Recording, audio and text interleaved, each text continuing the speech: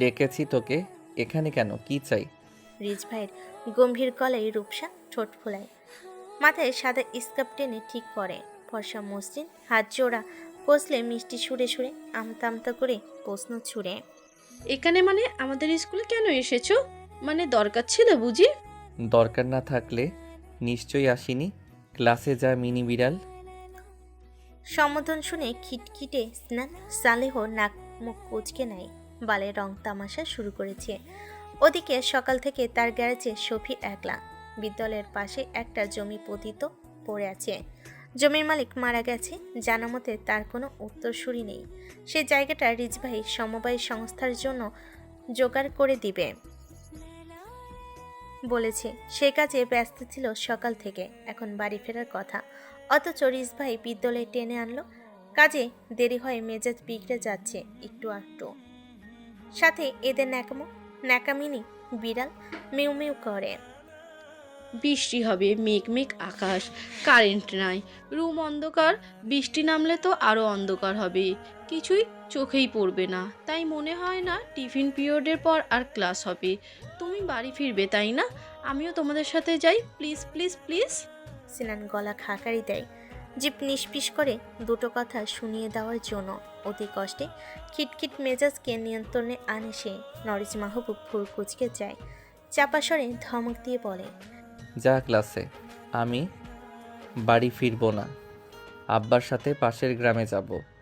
কিশোরীর মনটা ছোট হয়ে যায়, আর চোখে স্নানের দিকে তাকায়, যে কিনা মুখ ঘুরিয়ে অন্যদিকে তাকিয়ে। অথচ রিজ ভাইয়ের সাথে আসা সব লোকই তার দিকে তাকিয়ে মুচকি হাসছে। কিশোরীর মনটা খারাপ হয়ে যায়, গাল ফুলিয়ে চলে যায় নিজ শ্রেণী কক্ষের দিকে। চিনান আর চোখে এক পলক তাকিয়ে তার প্রস্থান দেখে। তবে অনাকাঙ্ক্ষিত ব্যক্তির সাথে নয়ন মিলে গেলে বেশ অপ্রস্তুত হয়। বিচ্ছিরি হতেও সময় নেয় না তার আখিদয়। সুরিলার বুকটা যেন কই মাছের মতো ছটফট করতে থাকে। আশ্চর্য কি ছিল সেই চাহনি, তো শান্ত অথচ ধারালো। আগে তো কখনো এমন অনুভূতি হয়নি। এ কেমন মরণ ফাঁদ! লোকটা তাকে অদৃশ্য জালে আটকে ফেলার জন্য কালা জাদু করছে না তো? উৎকো ভাবনেই সেদ ঘটে ঘন্টার আওয়াজে। টিফিন পিরিয়ড সমাপ্ত হয়েছে। শ্রেণীকক্ষে অতি শীঘ্রই শিক্ষিকার আগমন ঘটবে। সুরেলা মারিয়াকে নিয়ে চলে যায় সিও শ্রেণীকক্ষে। স্যার এসে বারান্দায় দাঁড়িয়ে থাকতে দেখলে দিবে এক রাম ধমক। দুধারে ফাঁকা সারি সারি ভেজা ক্ষেত, মাঝে সামান্য চওড়া আল দিয়ে হেঁটে যাচ্ছে সুরেলা।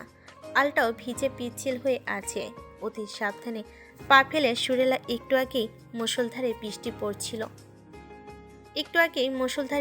পড়ছিল। রুমঝুম এখনো পড়ছে গুড়ি গুড়ি কয়েক ফোঁটা করে। তার পরনে কালো বোরকার নিচের অংশ ভিজে। এই চড়া পার হলেই বাড়ি। একটু পথ সুরেলা খুশি মনে একটু দ্রুত পা চালায়, সেখানে বাঁধে বিপত্তি। কাদামাটিতে পায়ের চটি পিছলে যায়, ধপাস করে বেকায়দায় পড়ে যায়। বৃষ্টির দরুন স্বল্প জমা খেতে মৃদুস্বরে চেঁচিয়ে ওঠে। পাটা বোধহয় শেষ, গায়ে বোরকা, ব্যাগ কাঁধে মাখামাখি। সুরেলা আশেপাশে তাকায়, কেউ দেখলো না তো? দেখলে মান সম্মান সব শেষ। পেছনের আলে কাউকে আসতে দেখে সুরেলা কাদো কাদো চোখে চায়। মান সম্মান কিছুই বাকি থাকলো না। তড়িঘড়ি করে ওঠার চেষ্টা করে পা যেন ব্যথায় অবশ হয়ে গেল নিমিষে। মচকে গেছে মনে হয়, তবুও অনেক কষ্টে উঠে দাঁড়ালো। এখনই দৌড় লাগাবে। চেরা জটি জুতো হাতে তুলে কাদামাখা ব্যাগ বুকে জড়িয়ে পা বাড়ায়। 2 কদম যেতে না যেতেই আবারও ব্যথে পা পেকে আসে, পিছলে যায় কাদামাটিতে। তবে এবার আর পড়ে যায়নি, কেউ সযত্নে আগলে রেখেছে। সুরেলা চোখ খিচে নিয়েছে আদিতেই।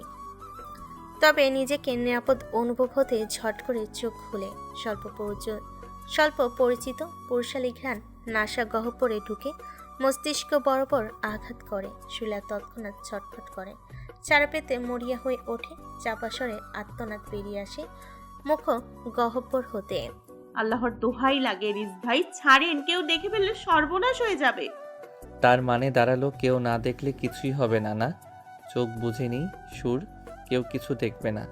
গমগমে ভারী স্বর শ্রবণ ইন্দ্রিয়ের অতি নিকটবর্তী স্থানে। শৈলা ছটফট করে ওঠে। পেট জড়িয়ে ধরে হাতটা আঘাত হানে, কুনুই দিয়ে শক্তপোক্ত মিথিন পেটে গুঁতো মারে, কঠিন স্বরে বলে, একলা মেয়েকে পেয়ে অসভ্যতামি করছিস? শালা লুইচ্চা, ছাড় নইলে মেইন পয়েন্টে লাগাই দিল। বংশের বাতি এক্ষুনি আন্ধার হইব। সাথে সাথে ছেড়ে দেয় নওরিজ মাহবুব। কথার কি ছিরি, লজ্জা শরম মাথা খেয়েছে নিশ্চয়। ছটফটে সুরেলা কাদায় পড়ে যায় আবারও, চোখে মুখে তার ভয়ঙ্কর যেন খ্যাপা পাখিনি। থাপড়ে দাঁত ফেলে দিব বেয়াদব। বংশের বাত্তি অন্ধকার হলে তোর ভবিষ্যতই অন্ধকার। সুরেলা সালে। নরিস দাঁতে দাঁত চেপে বলল। সুরেলা ফুসছে যেন, একমুঠো কাদা হাতে তুলে ছুঁড়ে মারে মুখ বরাবর। নিশানা একেবারে জায়গা মতো লাগে। সুরেলা একটু হলেও শান্তি পেল যেন। নরিস ক্ষণপলের জন্য হতবাক রয়। গালে মুখে কাদা লেগেছে, নাকে স্যাঁতসেঁতে গন্ধ বাজতে নাড়িভুড়ি যেন উল্টে এলো। বাহাতে মুখের কাদা মুছে নেয়, চোখ রাঙিয়ে ধমকে বলে, কি করলি এটা? পাগল তুই? খারাপ উদ্দেশ্যে ছুঁয়েছি তোকে? অস্বস্তি হয়েছে তোর? পড়ে যাচ্ছিলি তাই এক হাতে জড়িয়ে নিয়েছিলাম। পড়লে পড়তাম, আপনাকে বলেছি ধরতে। একটু আগে পড়েছিলাম, আবার পড়তাম। শোবেন কেন? ছুঁয়ে দেওয়ার বাহানা, তাই না? অসভ্য লুইচ্চা কোথাকার। সুরেলা জবাব দিতে সময় ব্যয় করে না, রাগে কাঁপছে মুখোপায়। নরিস থমথমে মুখে তাকিয়ে থাকে, হাত মুঠোয় ভরে রাগ নিয়ন্ত্রণ করার চেষ্টা করে, যথেষ্ট শান্ত গলায় বলার চেষ্টা করে, আর একটা কথা বললে তোর গাল আমার হাত। আমার শত্রু অবধি বলতে পারবে না কোনো মেয়েদের দিকে বাজে দৃষ্টিতে তাকিয়েছি। বাজে কেন, কোনো দৃষ্টিতেও তাকাইনি। আমাকে কি মেয়ে মনে হয় না? এমন ভাবে তাকান যেন চোখ দিয়ে উপড়ে ফেলবেন। নরিস তেড়ে আসে। সুরেলা একটু ভীত হয়, কাদায় মাখা ব্যাগটা বুকে জড়িয়ে রক্তিম চোখে যায়। নরিস থেমে যায় কি মনে করে, দাঁতে দাঁত চেপে নিজেকে সামলে নেয়। নিজের উপরেই রাগ হয়, কাদায় মাখা গাগত দেখে নেয় এক পলক। কি একটা যাতা অবস্থা, সোদা গন্ধ পেট মুছে ওঠে। সে সুরেলার দিকে তাকিয়ে দাঁতে দাঁত চেপে বলে, ওখানেই শুয়ে থাকবি? চাচিকে বলে কাঁথা বালিশ পাঠিয়ে দেই। সুরেলা নাকের পাটা ফুলে উঠে দাঁড়ানোর চেষ্টা করে, ব্যথায় মুখটা নীল হয়ে আসে। নরিচ সন্দেহের নজরে চাই, লেগেছে কোথাও? পায়ে ব্যথা পেয়েছিস নাকি কোমর ভেঙেছে? এখন তুই প্যারালাইজড হয়ে গেলেও আমি ধরতে যাব না। সুরেলা শানিত নজরে চাই, ওঠার চেষ্টা করে সে। নরিচ মাহমুদ গম্ভীর মুখে অবলোকন করে সবটা। পায়ে লেগেছে নিশ্চয়, মচকে গেছে নাকি? সে ক্ষণপল আগের পণকে ভুলে অন্যদিকে তাকিয়ে সাহায্যের হাত বাড়িয়ে দেয়। সুরেলা সেই হাত সম্পূর্ণ উপেক্ষা করে উঠে দাঁড়ালো, পা দুবার ঝাঁকি দিয়ে ব্যাগ কাঁধে নিয়ে চলে যায় খোঁড়াতে খোঁড়াতে। বৃষ্টি শুরু হয় ঝমঝমিয়ে। বৃষ্টির ফোঁটায় নরিচ স্বস্তি অনুভব করলেও বিরক্ত মুখে তাকিয়ে দেখে পেয়সীর প্রস্থান। ভাইয়ের মতোই তাছাড়া নিশ্চয়ই মাথায় গন্ডগোল আছে, আর এই তাছাড়াকেই সারা জীবন সহ্য করতে হবে নরিচ মাহবুব মুখিয়ে। শুধু খাঁচায় বন্দি করার অপেক্ষায় সে কাদায় পড়ে থাকা, কাদায় মাখামাখি ছেঁড়া জুতো জোড়া বা হাতে তুলে নেয়।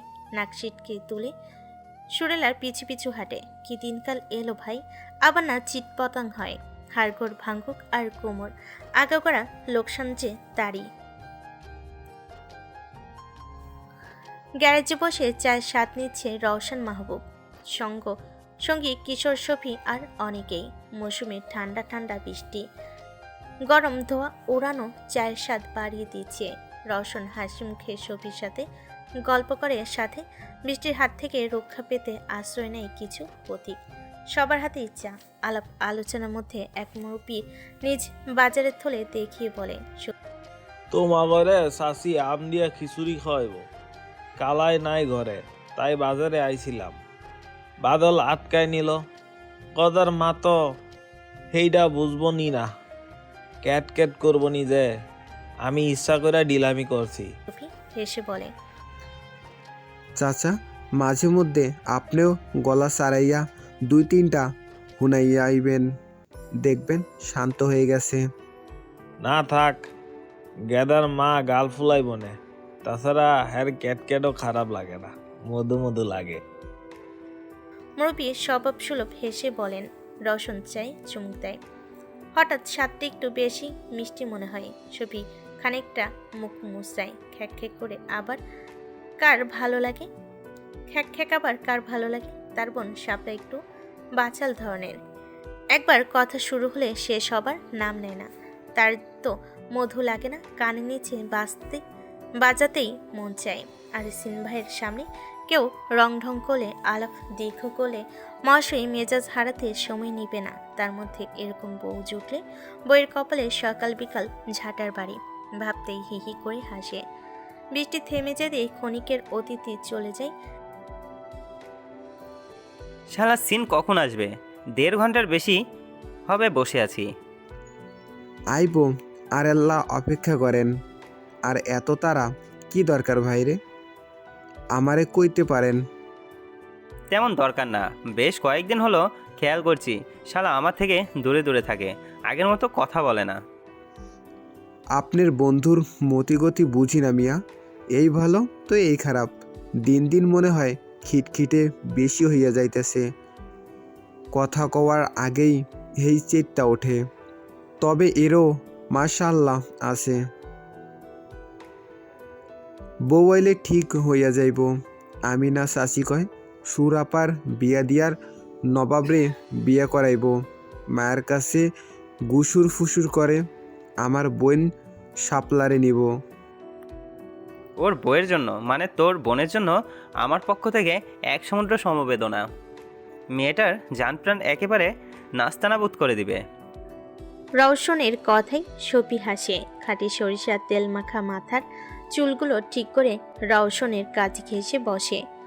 গলার গামছাটা নাড়াচাড়া করতে করতে আমতা সুরে বলে, আপনার বোন আছে না রূপসা আপা? আপায় মেলা সুন্দর, একদম পরিল্লাহান। শাপলার বিয়া দিয়া আমি যদি আপনার বাপের কাছে প্রস্তাব নিয়ে যাই রাজি হইব না? আমি যৌতুক নিব না, তয় আপনারা খুশি হইয়া দিলে মানা করবো না। রওশন ছোট ছোট চোখে তাকায়। সফি অতি আশা নিয়ে হ্যাঁ শোনার অপেক্ষায়। তবে বাগড়া দিতে হাজির স্বয়ং সিনান সালেহ। এসে সফির মাথায় থাবা মেরে খেকিয়ে ওঠে। আপা ডাকোস, আবার বিয়ে করবার শখ জাগে? মন সাফ কর সাফি সাহেব। আর রমজান চাচা রাজি হইব না মানে? রামদা নিয়ে দৌড়ানি দিব। বলে হো হো করে হেসে উঠল। সফি নাক মুখ কুচকে নেয়, দাঁত কিরমির করে বিড়বিড় করে সিনানের গোষ্ঠীর ষষ্ঠী বাজায়। তার সব ভালো কাজে বদ বেড়ায় বাগড়া দেয়। কপালে বউ জুটবে না তোমার সিন ভাই। মনে মনে বিড়বিড় করে সফি ওঠে নসিমনের টায়ারের উপর বসে। সিনান টুলে বসে টেবিলে কোনোই ঠেকিয়ে রয়ে। রওশনের দিকে তাকিয়ে ভুরু উঁচিয়ে কি ইশারা করে। রওশন পকেট থেকে 1 প্যাকেট সিগারেট বের করে রাখে টেবিলের উপর। সিনান সালেহ লুফে নেয় তা। প্যাকেট খুলে একটা শলাকা বের করে শুকটান দেয়। নাক মুখ দিয়ে ধোয়া ছেড়ে বলে, কয়েকদিন হলো বাল্টিতে শুয়েও দেখি নাই। হাত টানাটানি চলছে খুব। পরে দিয়ে দিব নে। এ পর্যন্ত কত প্যাকেট টেনেছিস? একটারও বিল পরিশোধ করিসনি। সিনান গালমুখ কুচকায়। দাড়ি ছাড়তে হবে সেলুনে গিয়ে। না থাক, নিজেই কেটে নিবি, কি দরকার মানুষরে টাকা দেওয়ানের। কত প্যাকেট আছে হিসেব করে আমারে বলিস, একদিন সত্যি দিয়ে দিব। আমি কারো কাছে ঋণী থাকবার চাই না। বড়লোক বাপের পোলার কাছে তো আরও না। আচ্ছা তাই না? রিজ ভাইকে আমি বুঝিয়ে ভুলিয়ে তোর কাজ করার জন্য রাজি করালাম। যে কাজ হলো আমি রওশনকে, তাই না? শালা স্বার্থপর। তোর রিজ ভাই মুফতে কাজ করতেছে না। যতটুকু করছি তার ডাবল উসুল করার ফোন দি তার। আমি ব্যবসা লাটে তুইলা হের ফরমাস খাটি, এর উপর পেছনে গোয়েন্দাগিরি করি। আর আমি তোর হাতে পায়ে পড়ি নাই। তুই আগে কইছিলি রিজ ভাইয়ের সাথে কথা কবি, তাই বলছিলাম। সিনান সালের গম্ভীর গলা। রওশন একটু চিন্তায় পড়ে, রিজ ভাইয়ের মাথায় চলছে কি। তবে সেসব কথা বাদ দিয়ে বন্ধুর হাত থেকে শলাকা কেড়ে নিয়ে নিজেও একটান মারে। সিনান ছোট ছোট চোখে চায়। সুর সিগারেটে গন্ধ সইতে পারে না। রওশন তেসরা নজরে চায়। সিগারেটের শলাকা ফেলে দেয় তৎক্ষণাৎ। ধোয়া ছেড়ে খুব খুব করে কেসে ওঠে। এই বালছালকে খায়, ইয়াক কি গন্ধ, থু থু থু। আমি পছন্দ করি না। তার যা পছন্দ না সেটা আমারও অপছন্দের তালিকায় পড়ে যাবে। একটু টাফ বাট অসম্ভব নয়। সিনান কিছু বলে না, অল্প হাসে শুধু। আরেকটা শলাকায় আগুন ধরে। শফির কান সজাগ থাকে, মস্তিষ্ক যেন যন্ত্রের গতিতে চলে। মনে পড়ে রওশন ভাই সুর আপারে বিয়ে করবার চাই, আবার রিজ ভাইও সুর আপারে চোখে হারায়। ইয়া খোদা, এটা তো সে ভাবেই নাই। তার চোখের আকার ক্রমশ বড় হয়। দুই ভাই যে তার সুরাপার পিছনে পড়ে আছে। শান্তি বেগমের মুখখানি থেমে নেই। ধমকে যাচ্ছেন মেয়েকে এক নাগারে। যুবতী মেয়ে কাদায় মাখামাখি হয়ে ভিজতে ভিজতে মুরগি হয়ে বাড়ি ফিরেছে, তাও আবার খোঁড়াতে খোঁড়াতে। কিভাবে পড়েছে জিজ্ঞাসা করলেও বলছে না। উনুন পাড়ে ছাউনি হতে রান্না করতে করতে বকে যাচ্ছেন তিনি। সুরেলা একটু দূরে কলপারে দাঁড়িয়ে কাদামাখা হিজাব খুলে নেয়, বোরকা খুলে হাঁক চালো। মা পরে গাল দিস, জামা ওড়না দিয়া যা আগে, ঘর থেন বালতি মগটাও আনিস। থেমে যায় সুরেলা। দোচালা টিনের ঘরের বাম দিকের কোণা গলি জায়গা দিয়ে আগত মানবটিকে দেখে তৎক্ষণাৎ ঘুরে দাঁড়ায়। কাদামাখা হিজাব তুলে গায়ে জড়িয়ে চোখ পাকিয়ে যায়। নওরিজ মাহবুব থেমে গেছে শুরুতে। হৃদ স্পন্দন বেড়ে গেল কি। এই রুমঝুম ঠান্ডা বৃষ্টির পরশও কেমন উষ্ণতা ছড়িয়ে দিচ্ছে ব্যাহা তনু মনে। হাতের মুঠো শক্ত হয়। প্রেয়সীর গরম চাহনিতে যেন মনের আকাশে রামধনু ছড়ায়। সিদ্ধান্ত নেয় জুতো জোড়া এখানে রেখে চলে যাবে। পা বাড়াবে এমন সময় শান্তি বেগম ডাক দেয়। অগত্যা এগিয়ে আসতে হয়। সুরেলা মায়ের হাত থেকে জামা কাপড় নিয়ে শাপলাদের উঠোনের কলপাড়ে চলে যায়। সেখানে কলপাড়ের চারিদিকে টিনে বেড়া আছে, তবে সুরেলা কান খাড়া করে রাখে লোকটা উল্টাপাল্টা বলে গন্ডগোল না বাঁধায়। কোনো ভরসা নেই খুঁতখুতানি লাট সাহেবের উপর। শান্তি বেগম বাঁকা নজরে নওরিজের আপদ মস্তক দেখে নেয়। বৃষ্টিতে ভিজে জুবজুবা, চুল বেয়ে টপ টপ করে পানি পড়ছে। শার্টটা গায়ে লেপ্টে আছে, তাতে কিছু কাদা মেখে আছে এখনো। হাতের দিকটা তাকাতে সন্দেহ কারো হয়। এ যে সুরেলার চপ্পল। নওরিজ মাহবুব খেয়াল করে ভদ্রমহিলার বাঁকা দৃষ্টিকে। অভিজ্ঞতার বুঝতে বাকি রয় না ভদ্রমহিলার মনে কি চলতে পারে। সে এখনই যতই সাফাই দিক, উনি সন্দেহ রাখবেই মনে মনে। চাচি, এই নিন আপনার গুণধর মেয়ের জুতো। এই বৃষ্টির মাঝে পিচ্ছিল আল বরাবর হেঁটে আসছিল। আমি বামের রাস্তা দিয়েই গাড়ি নিয়ে বাড়ি যাচ্ছিলাম। দূর থেকে খেয়াল করি পড়ে গেল কাদায়। একবার না দুইবার। একা বসেই কাঁদছিল। এগিয়ে এসে দেখি নেই আপনার মেয়ে। আমি তো হার্ট অ্যাটাক করতে বসেছিলাম। কোথায় গেল? জুতো জোড়া পড়েছিল দেখে স্বস্তি ছিলাম। পেতনি নয় তাহলে। এতগুলো কথা বলে নওরিজ একটু নয় বেশি অপ্রস্তুত হয়ে পড়ল। সে কি ভয় পাচ্ছে, নাকি অহেতুক উদ্দীপনা নিউরন অকার্যকর হয়ে পড়ছে? ঠিকঠাক সিগন্যাল দিতে সক্ষম হচ্ছে নিশ্চয়ই। সে মৃদুকে সে চুপ থাকা স্ত্রীও মনে করে। শান্তি বেগম বিশ্বাস করলেন কিনা বোঝা গেল না। তিনি ভদ্রতার সাথে বসতে বলেন। নওরিজ বসে না, কলপারে গিয়ে কিছু পল দাঁড়িয়ে থাকে। কল চেপে আস্তলাই পানি ভরে মুখে ছিটিয়ে দেয়। চোখ বন্ধ করতে কিছু পল আগের মুহূর্ত যেন আবারও মস্তিষ্ক বরাবর আঘাত করে। দাঁতে দাঁত চেপে মনে মনে বিড়বিড় করে।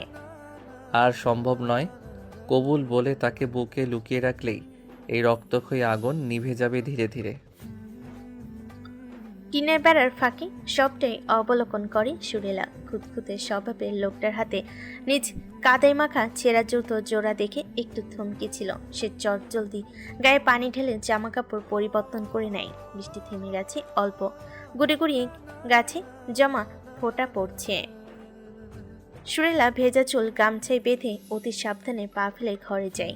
চৌকিতে উঠে বসে ধরাম করে। কাঠের জানালার খিল খুলে উকি দেয় বাইরে। যদি দেখা যায় দূরে কাঁচা রাস্তায় দাঁড়িয়ে থাকা গম্ভীর মানবটার মুখ। ক্ষীণকায় প্রাপ্তের হাসি।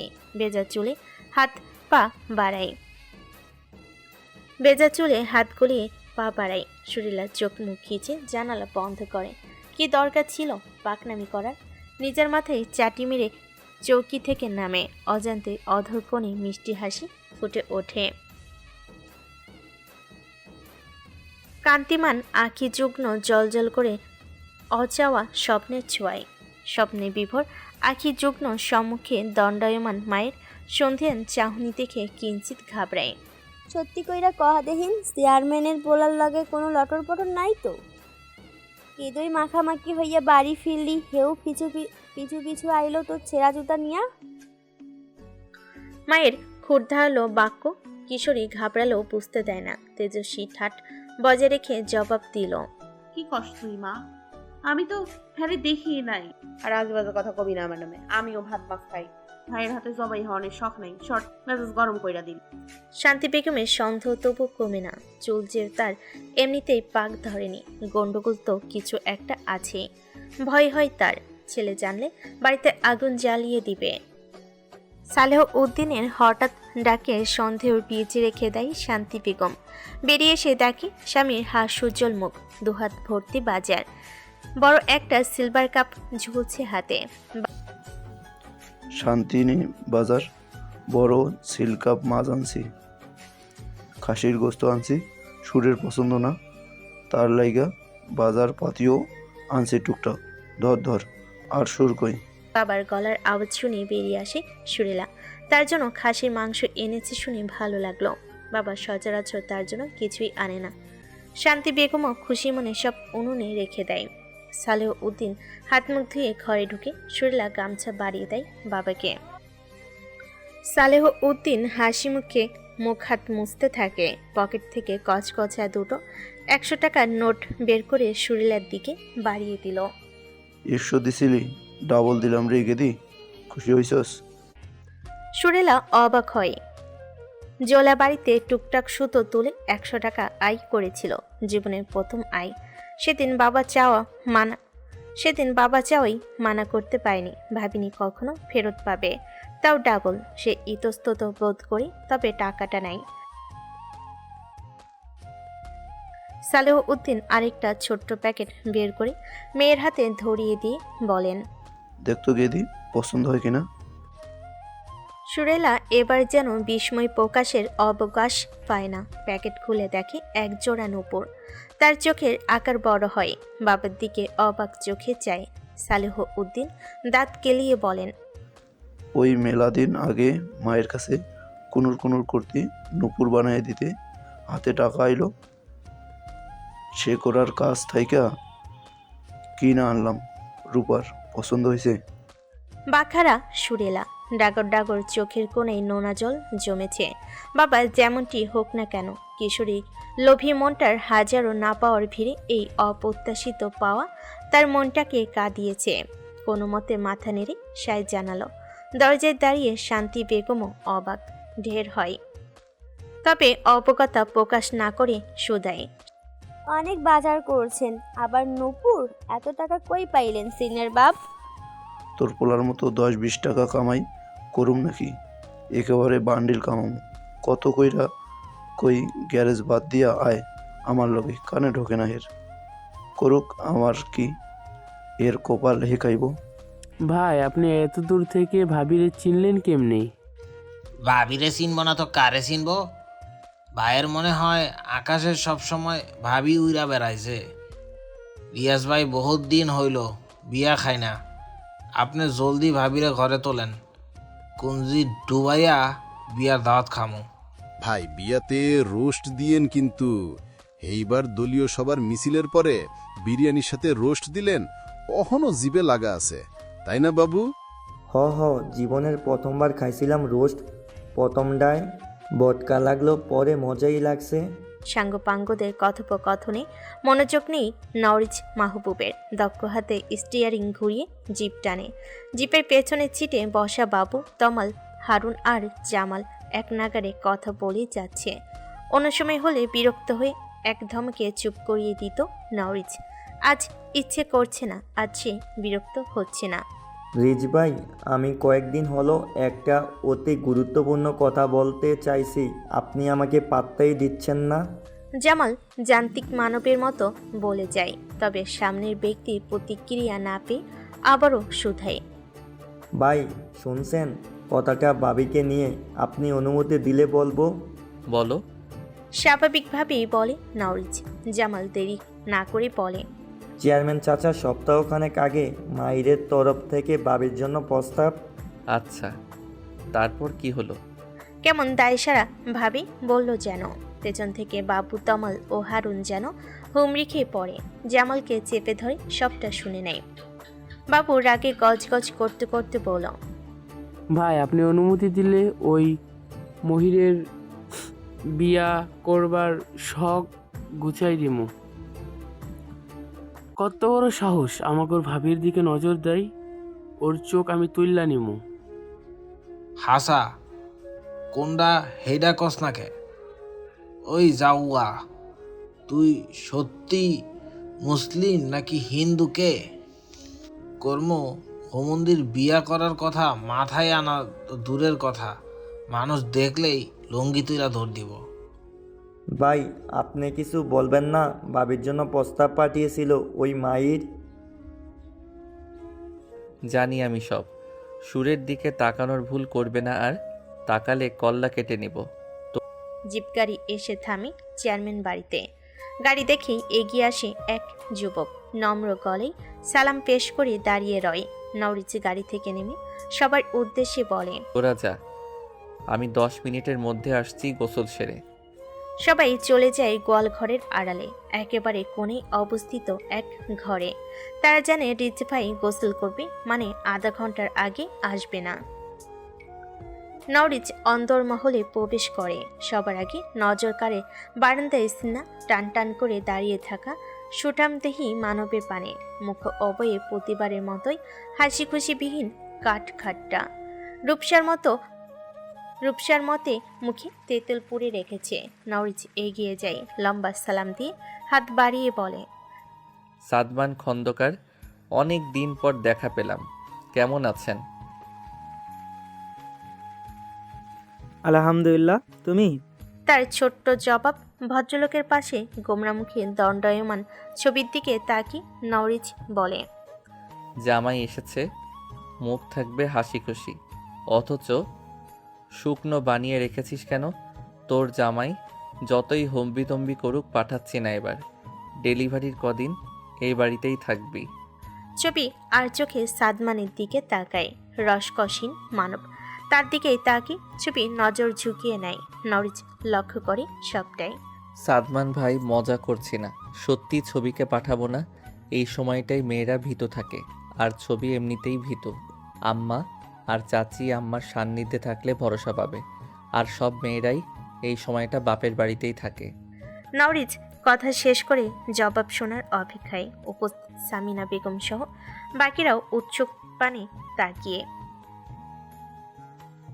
সাদমান ভনিতাহীন গলায় বলে, আম্মু অসুস্থ, কাজের মেয়েটার উপর ভরসা পায় না, নিজেও কাজে ব্যস্ত থাকা হয়। রূপালী থাকলে আমি ভরসা পাবো। আর আমার মেয়েটার ভরসা কে হবে? তুমি কাজে ব্যস্ত থাকো হুঁশ জ্ঞান হারিয়ে। মেয়েটা এই অবস্থায় বাড়িতে কিভাবে থাকবে? ওরও তো এই সময়টা একটু বেশি পরিমাণে যত্নের দরকার। সামিনা বেগমের কথায় সাদমান ছবির দিকে তাকায়, যে কিনা নত মুখে দাঁড়িয়ে তার পাশে। সে গম্ভীর গলায় বলে, রূপালী যদি থাকতে চায় থাকুক, কিন্তু আমি রেখে যাওয়ার পক্ষে নই। দূরে রেখে আমিও শান্তি পাবো না একদণ্ড। বাকিটা রূপা দেখুক। বলে অপেক্ষা করে না ভদ্রলোক। হনহনিয়ে চলে যাই দক্ষিণা দৌড় বরাবর। রূপালী মাহবুব ওরফে ছবি ব্যথিত নয়নে তাকিয়ে থাকে। মায়ের দিকে তাকিয়ে স্বল্প হাসার চেষ্টা করে বলে, আমি থাকবো না, কয়েকদিন পর ওনাকে নিয়ে আবার এসে থেকে যাব কটা দিন। নওরিজ হাত ঘড়িতে চোখ বুলিয়ে নেয়, ঠোঁট বাঁকিয়ে ক্ষীণ হেসে বলে, জামাইয়ের পুতুল, এত ভয় পাস কেন? টাইট দিতে পারিস না? আর কোথাও যাচ্ছিস না? বাকিটা আমি দেখে নিব। বলে সে চলে যায় নিজ ঘরের দিকে। বারান্দায় দাঁড়িয়ে রূপসা গোমরা মুখে। বোনজামের উপর বেজে রাগ হয়। ছবি ওরফে রূপালী মায়ের দিকে তাকিয়ে কিছু বলবে, সামিনা বেগম থামিয়ে দেন। মেয়ের মাথায় হাত বুলিয়ে আশ্বাস দেয়। হৃদ যখন বলেছে যেতে দিবে না, তার মানে সাদমান যতই তালবাহানা করুক নিয়ে যেতে পারবে না। ময়লা একখানা লুঙ্গি পরনে, ফুটোয় পরিপূর্ণ সাদা স্যান্ডো গেঞ্জিটাও হলুদ আভাব হয়ে এসেছে। জঙ্গলে ভর্তি মুখে খাবার পড়ছে গপাগপ, যেন কতদিনের অনাহারী। রক্তিম চোখ দুটো ফেটে যেন রক্ত বেরোবে। পরপর 4 প্লেট মাংস ভাত খেয়ে ঢেকুর তোলে লোকটা। স্টিলের গ্লাসে ঢকে ঢকে পানি পান করতেই গলা ভিজিয়ে দেয়। বাবু নাকমুখ করে বলে,